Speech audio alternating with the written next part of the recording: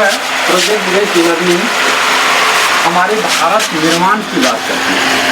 इनका लक्ष्य बहुत बड़ा है और ये बच्चे को अनुभव आधारित वास्तविक दुनिया से रिलेटेड सवाल पर आधारित है। और बच्चे को हम लोग प्रमुख सवाल देते हैं, उनको आभासी दुनिया से निकाल के वास्तविक दुनिया में जोड़ते हैं और वहाँ से बच्चे उनके ही जो इन्वायरमेंट हैं उनसे संबंधित प्रोजेक्ट वर्क पर काम करते हुए बच्चे जो अनुभव ज्ञान करते हैं उसके हिसाब से वो कुछ रचना करते हैं, उनके अंदर रचनात्मकता आता है। हमारा लक्ष्य बहुत बड़ा है। इस पीबीएल के तहत सरकार हमारी जो है आगे 15 साल 20 साल आगे की सोच रखती है। हायर एजुकेशन में हमारे जो हैं जो भी स्टूडेंट हैं जो वर्ल्ड लेवल के पैमाने पर कौशल के मामले में पिछड़ जाते हैं, वहाँ पर वो जो है इस तरीके से यदि प्रोजेक्ट बेस्ड लर्निंग होगा तो उनके अंदर कौशल का डेवलपमेंट होगा। उनके हम जीन में हम लोग कौशल आधारित शिक्षण अधिगम डालने का प्रयास करते हैं। शिक्षा व्यवस्था पे चर्चा करने के लिए एक बार फिर से हम लोग तैयार हैं। नमस्कार, मैं हूं गुलशन कुमार और आप देख रहे हैं दीक्षा न्यूज़ T20 और मैं अभी मौजूद हूं मधेपुरा ज़िले के मधेपुरा प्रखंड के अंतर्गत बालम गढ़िया गांव में। बिहार में जिस तरह से शिक्षा व्यवस्था को लेकर आए दिन कुछ मिसबिहेव स्कूलों में होते रहते हैं, जिसके कारण जो है सरकारी विद्यालयों के शिक्षक जो हैं उनको दोषी नहीं ठहराया जाए। मैं बता दूं आपको, जो मधेपुरा ज़िले के एक शिक्षक ने ऐसा कर दिखाया है कि जिसका नाम मैं अपने जुबान से नहीं लेना चाहता हूं और मैं अपने दिल से उन सर को सैल्यूट करता हूं। और सर मैं ये भी बता दूं कि मैं उन सर से आपको मिलवाना चाहता हूं।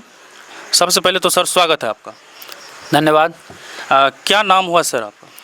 मेरा नाम संजय कुमार हुआ और प्रेम से हमारे साथी लोग क्रांति जी कहते हैं।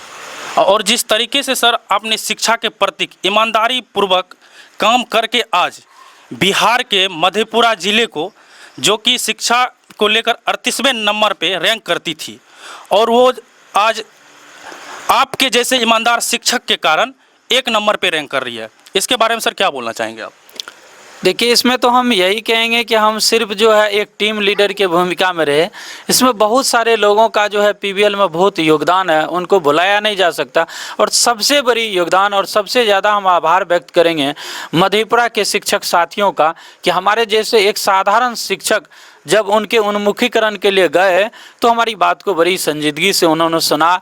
और हमारे साथी ट्रेनर भालचंद्र जी, प्रेमलता जी, कुमारी जूही भारती को उन्होंने बहुत ही संजीदगी से सुना और हम लोग जो उनसे विनती की वैसा उन्होंने करते गया और आज हम इस मुकाम पर हैं। जैसा कि सर ने बताया कि पीबीएल आखिर होता क्या है, आइए मैं सर से जानने का प्रयास करूंगा। सर, पीबीएल होता क्या है?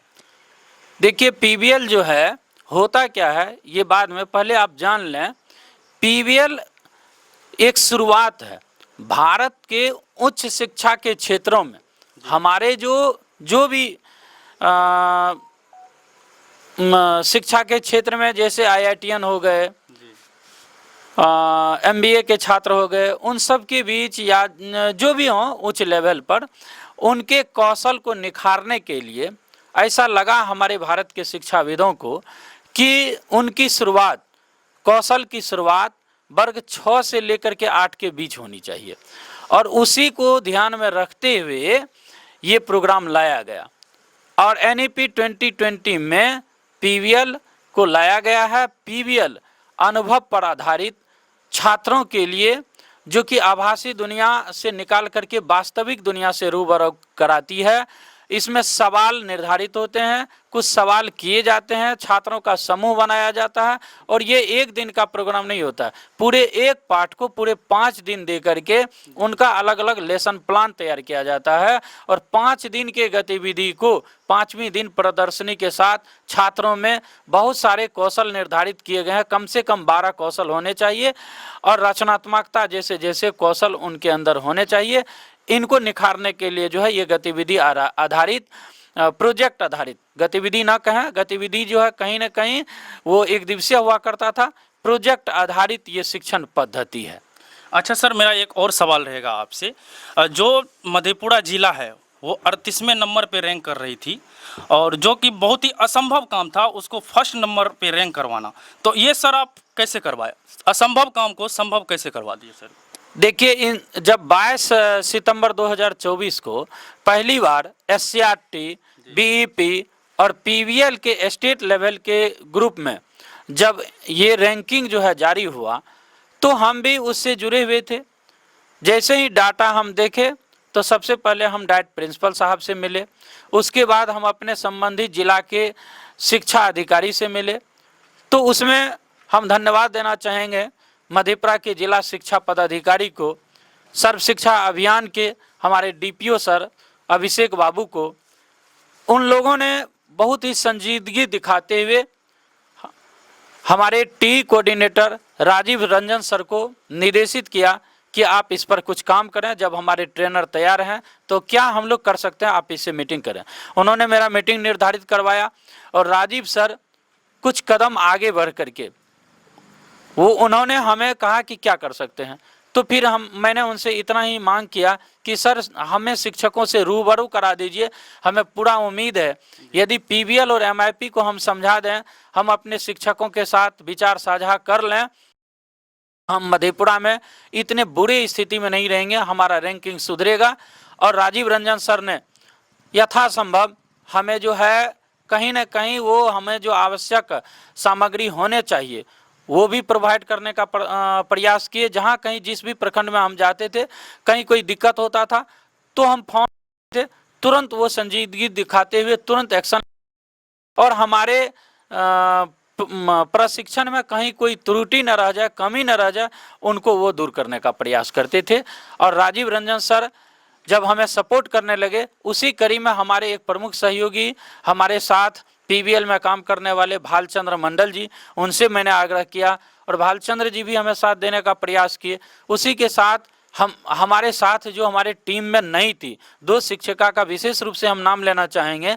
एक प्रेमलता जो कि PS कॉलेज के रिटायर्ड प्रोफेसर गजेंद्र बाबू की बेटी है, लालजी मंडल राजपुर हिंदी में शिक्षिका है, और इसी प्रकार से कुमारी जूही भारती जो कुमारखंड ब्लॉक संभवतया रामनगर बेला पंचायत की घोड़दौड़ उत्क्रमित मध्य विद्यालय की शिक्षिका है।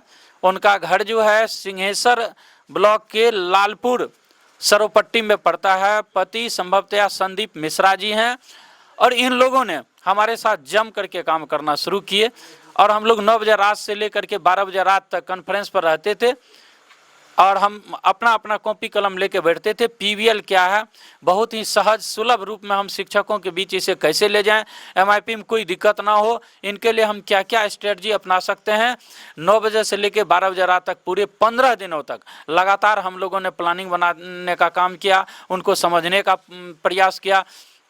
और फिर हमारे T coordinator Rajeev Ranjan sir जब लेटर निकाल दिए 4 तारीख को, 7 से जब मेरा प्रशिक्षण शुरू हुआ, तो हम एक बार पुनः मधेपुरा के शिक्षकों को धन्यवाद देना चाहेंगे। जब उनके बीच मैंने गया तो हम एक चीज का तो जरूर जिक्र करना चाहेंगे कि मधेपुरा के शिक्षकों के ऊपर यदि कोई उंगली उठाते हैं, जब मैंने पहली बार कुमारखंड में मिला तो मुझे आभास हुआ कि हम जिस प्रोग्राम को लेकर हम जितना विचलित हैं, हमसे भी ज़्यादा हमारे मधेपुरा के शिक्षक विचलित हैं। और जान लीजिए, जब पहली बार हम कुमारखंड में, मुझे याद है कि हम 7 तारीख को प्रशिक्षण दिए, वहाँ पर जो हम देखे कि PVL को सफल करने के लिए कितनी भूख है हमारे शिक्षकों में, और 8 को हम कुमारखंड जाते हैं, 9 को हम गौरपाड़ जाते हैं, और 14 को फिर विद्यालय बंद होने के कारण 14 को जब हम मुरलीगंज जाते हैं, तो मात्र 4 ब्लॉक के प्रशिक्षण के बाद शाम में जब लिस्ट जारी होता है, फिर से रिपोर्ट कार्ड जारी होता है, तो बिहार के हम 38वें नंबर रैंकर नहीं थे, हम बिहार के 2nd रैंकर थे, और नंबर 2 पर मधेपुरा का स्थान आ गया। और इसी के साथ मधेपुरा में हमारे शिक्षकों के बीच, हमारे शिक्षा अधिकारियों के बीच जो जोश जुनून जगह, मैं आपको बता दूं, पटना में भी बहुत तरीके से हमें सम्मानित किया गया, वहाँ भी बहुत सारा इंटरव्यू वगैरह हुआ, और आज हमारा मधेपुरा नंबर 2 रैंकर नहीं है। 22 सितंबर से मेरा अभियान जारी हुआ था, और आज 22 अक्टूबर है जब आप मेरा इंटरव्यू ले रहे हैं, और आज हम बिहार के नंबर 1 रैंकर हैं।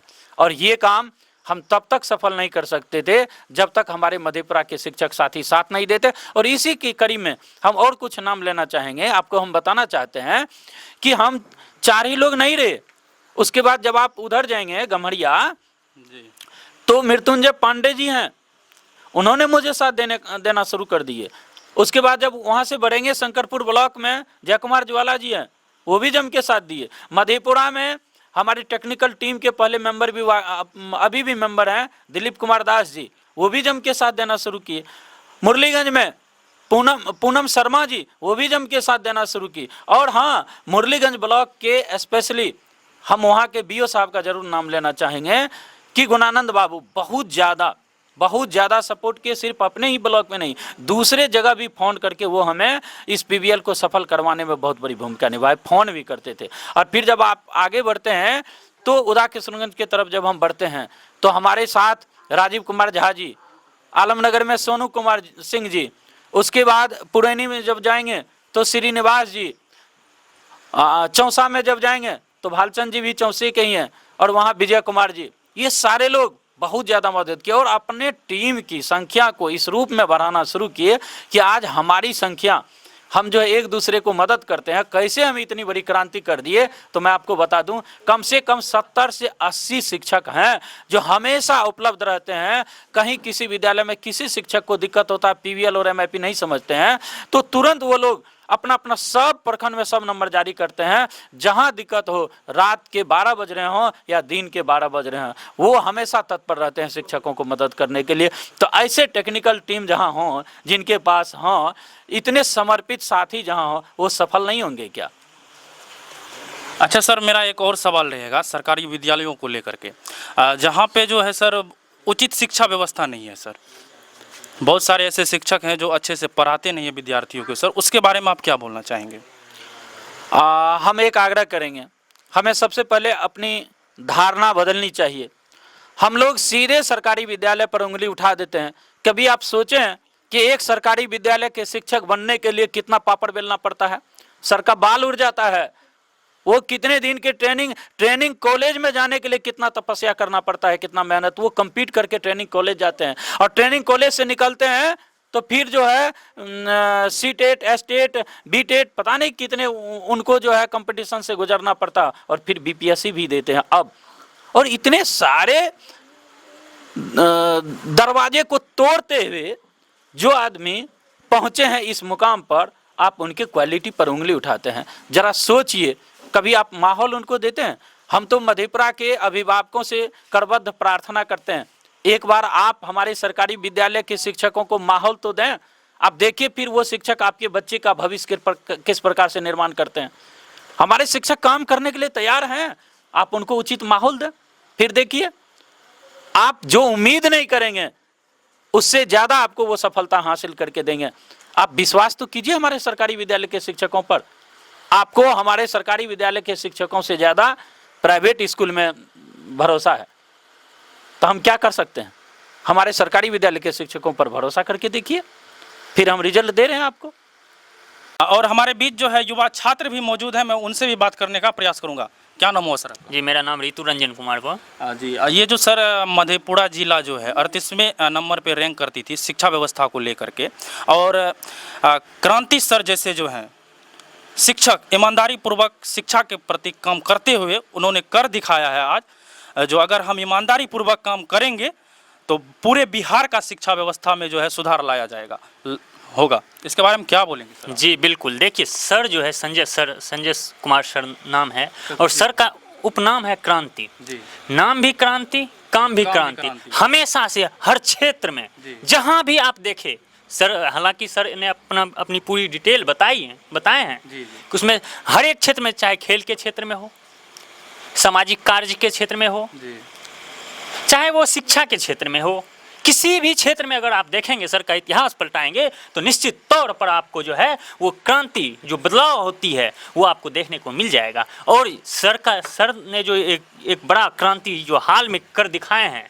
जो कि हमारा ये पूरे बिहार में मधेपुरा जिला रेड जोन में वो दिखाया गया था। 38 जिला में 38वां पोजीशन था। उनको जो है सर संजय क्रांति सर के द्वारा जो पहला रैंक पर जो उनके नेतृत्व में जो पहला रैंक लाया गया, इसके लिए मैं आदरणीय संजय क्रांति सर के प्रति और सर के प्रति क्या बोले, आई एम स्पीचलेस। मेरे पास कोई शब्द ही नहीं है कि सर के बारे में जिक्र कर पाऊँ। जो था मैंने आपको किया, आपको बताया, और बाकी हालांकि सर ने सारी डिटेल आपको बताए ही हैं जी, तो वो तो आप जान ही रहे हैं। और ये भी मैं आपको बड़ी बात बता दूं कि हमारे हमेशा से आदरणीय संजय क्रांति सर हमारे आदर्श रहे हैं, हमारे अभिभावक तुल्य रहे हैं, हमारे मार्गदर्शक रहे हैं। उनके मार्गदर्शन पे वो पथ प्रदर्शक के रूप में रहे हैं। तो उनको जो फॉलो करते हैं, निश्चित तौर पर हमें जो है समाज के लिए जो भी है, जिस भी क्षेत्र में करते हैं, तो उसमें एक नया आयाम देखने को मिलता है। इसीलिए मैं संजय क्रांति सर ने जो ये एक बड़ी क्रांति करके दिखाए हैं, इसके लिए मैं संजय क्रांति सर के प्रति और उनके सारे टीम के प्रति हार्दिक और तहे दिल से आभार प्रकट करते हैं सर के प्रति जी। मधेपुरा जिले के जो है एक शिक्षक ने ऐसा कर दिखाए हैं शिक्षा व्यवस्था को लेकर के, उसके लिए मेरे तरफ से तहे दिल से धन्यवाद। और मैं बोलना चाहूँगा कि सर को जो है बहुत ही अच्छा काम किए हैं, उसके लिए मेरे तरफ से दिल से सैल्यूट है सर को। जय हिंद।